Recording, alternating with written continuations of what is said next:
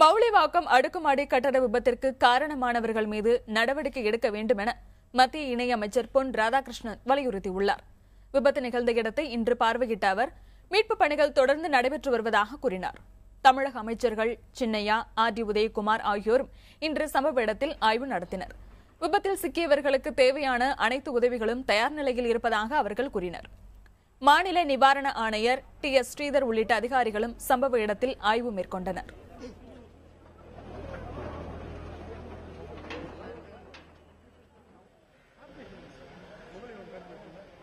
ஏன் இந்த மாதிரி குளம் இந்த பகுதிகளில் இவ்வளோ பெரிய அடுக்குமாடி கட்டிடங்கள் இது பண்ணுறாங்க? கட்டுறதுல கூட இல்லை, கட்டுறதுக்கு சில விதிமுறைகள் வச்சுருக்கணும்.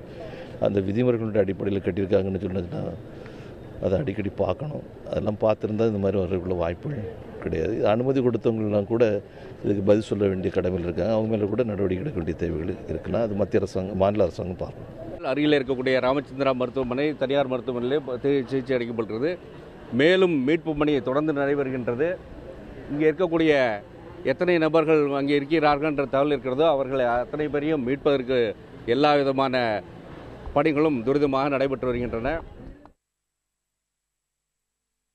தரமான கட்டுமான பொருட்களை வைத்து தூண்களை அமைக்காததே போரூர் கட்டட இடிபாட்டிற்கு காரணமாக இருக்கலாம் என சந்தேகிக்கப்படுகிறது.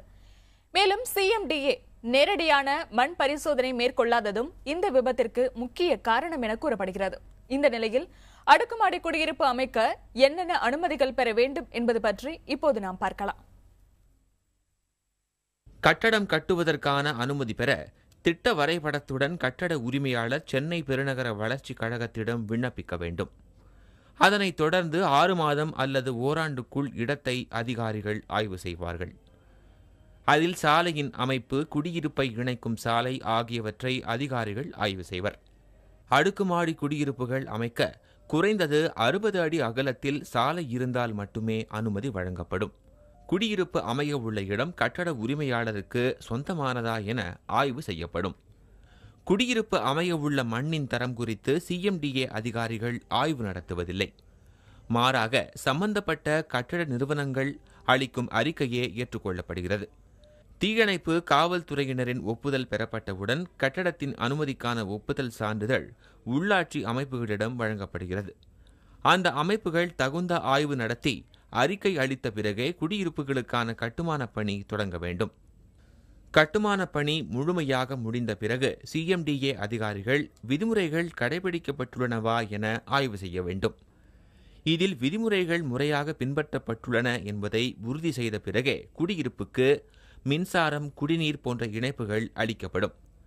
தற்போது விபத்திற்குள்ளான கட்டடத்திற்கு அனுமதி கோரி 2012ஆம் ஆண்டு பிப்ரவரி 15ஆம் தேதி சிஎம்டிஏவில் விண்ணப்பிக்கப்பட்டது.